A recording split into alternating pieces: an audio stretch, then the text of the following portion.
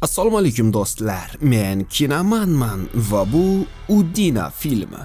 Baliqchi to'riga ilingan qizni suv parisi deb o'ylab, uni uyiga olib keldi va bitta ko'ylak bilan aldab, tundan tonggacha chuvalchangini baliqqa yedirdi.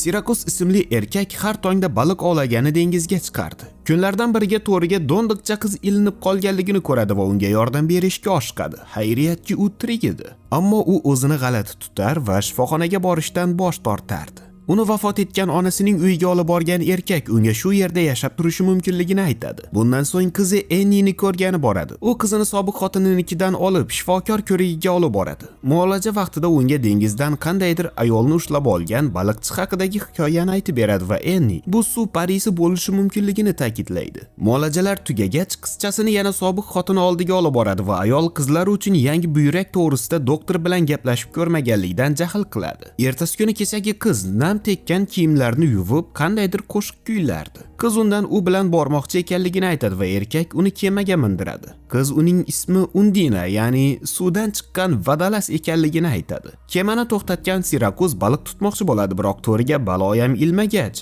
Undina qo'shiq kuylashni boshlaydi va to'r laqqadan tortib sazangacha liq to'la boshlaydi. Birgalikda baliqlarni olib bozorga yo'l olishayotganda qiz u yerga bormasligini aytadi va o'ljalarni pullagan erkak qaytayotib kichik ko'ylak sotib oladi. Bundan so'ng qizini maktabdan olishga jo'naydi va qaytayotib unga hech kim tushunmaydigan tilda qo'shiq kuylovchi qandaydir qiz baliqchining baliq ushlashiga yordam berganligini aytadi va qizcha buning tush bo'lishi mumkinligini ta'kidlaydi. Sirakus qizini uyiga eltgach, ortiga qaytadi, biroq qizchasi uning ortidan kelayotganligini sezmaydi. Uyga kelgan erkak Undinaga bozordan olgan ko'ylagini beradi va undan bu yerda qancha qolishini so'raganida, qiz bu unga bog'liqligini aytgach, "Hijjoningdan" degan erkak unda qorni qappayib, yuzi burshayib ketguncha u bilan bir umr shu yerda yashamoqchi ekanligini aytadi. Ularni ko'rib qolgan Enni tezda kutubxonaga borib, u yerdan suv parilari haqidagi kitobni oladi. Bu vaqtda Undina joylarini yig'ishtirib, Sirakus unga olib kelgan narsalarni ko'zdan kechiradi va setka to'rlik kolxotkani ko'rib, kalbrat o'ynagan kinolarni xayolidan o'tkazadi.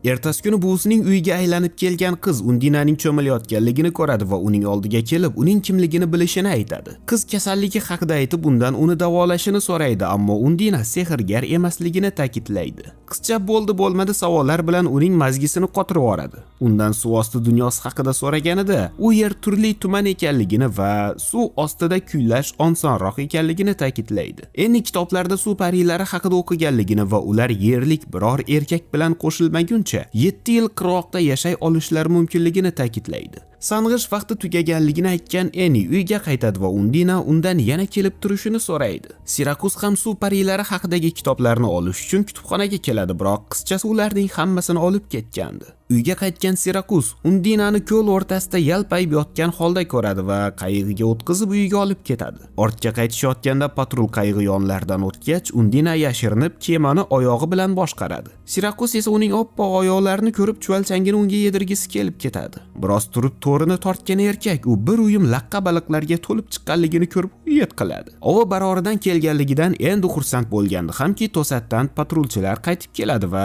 laqqalarni ko'rib ularni ushlagan to'rni ko'rsatishini so'rashadi. Uning kontrabanda yo'li bilan baliq ovlayotganligiga dalil topolmagan patrulchilar kemadan ketishadi. Ular ketganidan xursand bo'lgan juftlik birgalikda baliqlarni sotishga yo'l olishadi. Qaytishayotganda Sirakus unga sovg'a olmoqchi ekanligini aytadi va Undina endi o'zi ko'ylak tanlamoqchi ekanligini ta'kidlaydi. Do'konga borishayotganda ularni Enni ko'rib qoladi va ularning hikoyalari shunchaki ertak emasligidan xursand bo'ladi. Undina o'ziga ko'ylak tanlarkan shaharliklar oldin ko'rishmagan go'zal qizni tomosha qilgani kelishadi. Kechroq Enni buvisining uyiga keladi. Undina qizchaga suzishni o'rgatishni taklif qiladi va qizcha jon deb rozi bo'ladi. Mazza qilib cho'milishayotganda Undina suv ostida nimanidir ko'rib qoladi va qizchadan uning ustiga chiqishni so'raydi. Uni quruqlikka olib chiqishgach, Enni buning suv parilari kiyimi ekanligini aytadi va afsonalarga qaraganda, agar suv parisi uni ko'mib qo'ysa, suvdagi eri qaytib kelmaguncha yer yuzida yana 7 yil yashashi mumkinligini aytadi. Unga quloq solgan Undina uni issiqxonaga ko'mib qo'yadi va Enni uning aniq joyini eslab qolish uchun qadam sanaydi.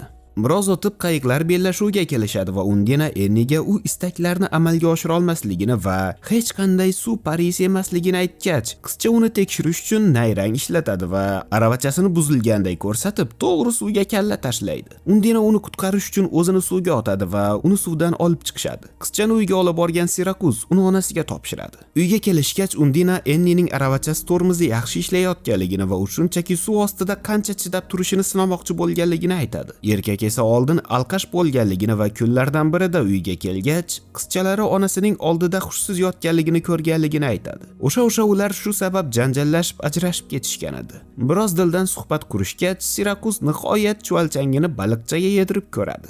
Ertasi kuni shaharga chiqqan Sirakus qandaydir erkakka duch keladi va u Undina haqida turli savollar bera boshlaydi. Ammo Sirakus uning savollariga javob bermaydi.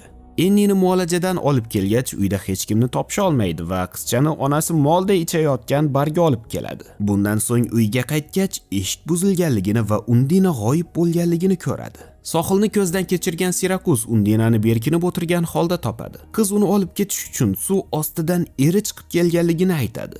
Bu vaqtda Undinani izlab yurgan erkak shaharda izg'ib yurarkan tasodifan Mora bilan avariyaga uchraydi. Alex Labovoydan uchib ketadi. Enni kamar taqishga ulgursa-da, baribir ham jarohat oladi. Shu yaqin oradan o'tib ketayotgan Sirakus mashinani tanib qoladi va mashina oldiga borgach, Ennini shifoxonaga olib ketayotganliklarini ko'radi. Uning ortidan shifoxonaga borishgach, unga Alexning buyragini ko'chirib o'tkazish kerakligini aytishadi. Bu vaqtda Undina uni koridorda kutayotgan erkak oldiga chiqadi. U qiz ularning tilida gapirayotganligidan hayron qoladi, sababi bu yer ularning joyi emasdi. Qiz esa undan usiz ortga qaytishni so'raydi. Ertasi kuni o'ziga kelgan Enni Undina qayerdaligini so'raydi va Sirakus tez orada ko'rishishlariga so'z beradi. Bir necha kundan so'ng Alexning dafn marosimi bo'lib o'tadi. Mora xato qilganligini tan olib, Ennini o'zi bilan olib ketishini so'raydi, biroq Undinani haydab yuborish sharti bilan. Bundan so'ng Alexning xotirasiga u bilan qittak qilishga ko'ndiradi. Kayfi oshib qolgan Sirakus Undina yashiringan kemaga kelib, uning aynigan baliq ekanligini aytib, uni haqoratlab dengizga olib chiqadi va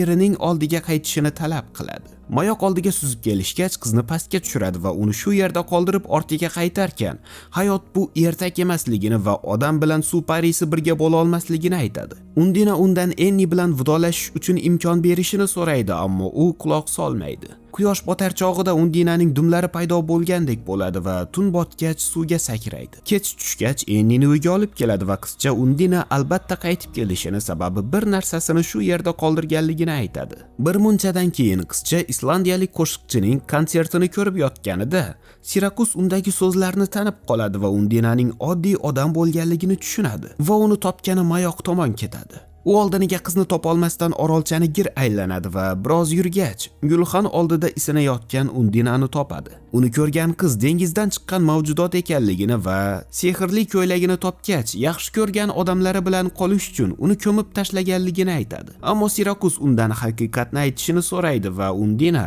Ruminiyadan noqonuniy narsalarni olib o'tuvchi kuryer bo'lganligini tan oladi. U narkotiklar bilan to'la bo'lgan sumkasini olib ketayotganda qo'lga tushgan va suvga sho'ng'ib qochishga majbur bo'lgan ekan. Qiz suza oxiri kuch qolmagach cho'kib ketgan va Sirakusning to'riga ilinib qolgan edi. Qiz unga haqiqiy ismi Ivana ekanligini aytadi. Sirakus uni uyga olib keladi va jinoyatchilar Ennini garovga olganliklarini ko'rishadi. Sirakus ularga qarshilik qilmoqchi bo'ladi, ammo ikkita qurollangan gorillaga kuchi yetmaydi. Enni suv parisining issiqxonaga ko'milgan sehrli ko'ylagi haqida aytgach, jinoyatchilar o'sha joyni ko'rsatishni talab qilishadi. Issiqxonaga kelib kavlashni boshlashadi, biroq hech nimani topisha olmaydi. Sababi Enni uni boshqa joyga yashirgan edi. Undina ular bilan qolishga so'z bergach, qizcha uni qayerga yashirganligini aytadi. Ular to'rni suvdan chiqarishganda, Enni Undinaga u suv parisi ekanligini, jinoyatchilar esa oddiy odam ekanliklarini aytgach, qiz ulardan birini suvga itarib yuboradi va u cho'kayotganda ikkinchisini ham suvga tarvuz qiladi. Yetib kelgan politsiyachilar Undina bilan birga jinoyatchilarni ham qo'lga olishadi va agar fuqarolikni olmasa yoki